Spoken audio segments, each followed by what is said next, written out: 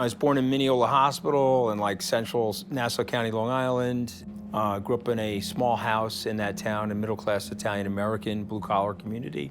I would never dishonor my dad by telling you I grew up poor. He did not. He was a very hard worker, and he gave us a tremendous life. But, you know, when times were tough financially in the 70s and people were getting cut back a little, we felt a little bit of that pinch. And so, you know, I had my first paper out when I was 11, and I was hustling papers all over Port Washington for 3 years and gave most of that money to my mom, you know, and so that was, it was a fun experience for me. I learned a lot about myself, learned about how to sell.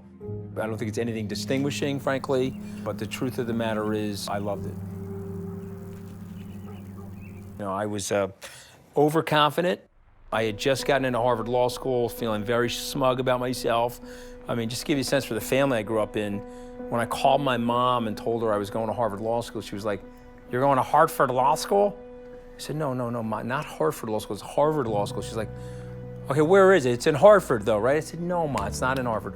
"Well, why would they name the thing Hartford Law School if it's not in Hartford?" This is like a Lou Costello, Bud Abbott situation, right?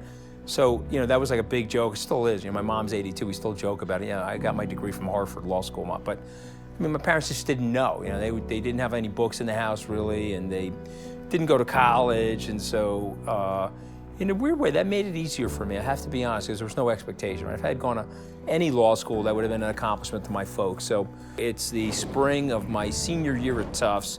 I'm going to Italy, Nick. And so what I did was I rented a Hood ice cream truck. And that's like local up in the New England area, at the truck with the bells, and it had Dove bars on the truck and had a whole selection of different ice creams. And I'm like, okay, I'm gonna make money. I'm gonna do the marathon weekend.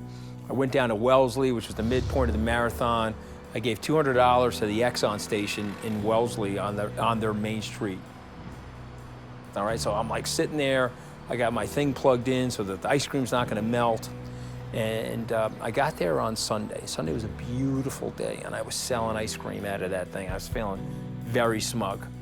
And then unfortunately on the big day, it was 40 degrees, and it was raining, and it was blisteringly cold.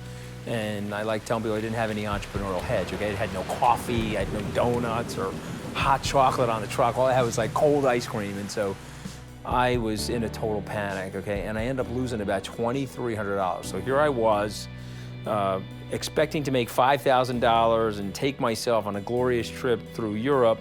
I ended up losing $2,500 at a time when I couldn't afford to lose it. And it's just a lesson in, like, you know, what your expectations are and what could go right and what could go wrong. So my Hood ice cream story was my first real entrepreneurial failure, frankly. So, you know, you live and learn, right? You know, you got to when you bounce, you got to bounce high. You know, you can't be like a little piece of bone china, hit the floor and crack. You got to get up.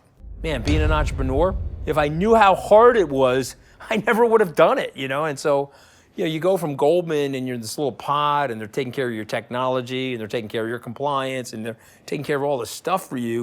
And then you're rejected, you have no brand. You're by yourself with your partner and you're in a little room and now you've got to worry about technology, worry about the Staples account, worry about a Pitney Bowes machine. I mean, give me a break. These Pitney Bowes machines to send mail are ridiculously expensive. I was like panicking over the Pitney Bowes machine. So I had a lot of anxiety. I had a lot of worry. What happens to me when this fails? Like, can I handle that embarrassment? Got that business up and running, had some ups and downs, but it was a bull market. And so we really benefited from the rising tide of market activity. We did pretty well. We ended up selling that business 5 years later to a company called Neuberger Berman. Hey guys, Nick Nanton here, host and producer of In Case You Didn't Know. In case you didn't know, the full episode can be enjoyed right now on Amazon Prime, and I invite you to join me there. Also, if you liked this short clip, I'd love for you to leave a comment below and share it with your friends. See you on Amazon Prime. Take care.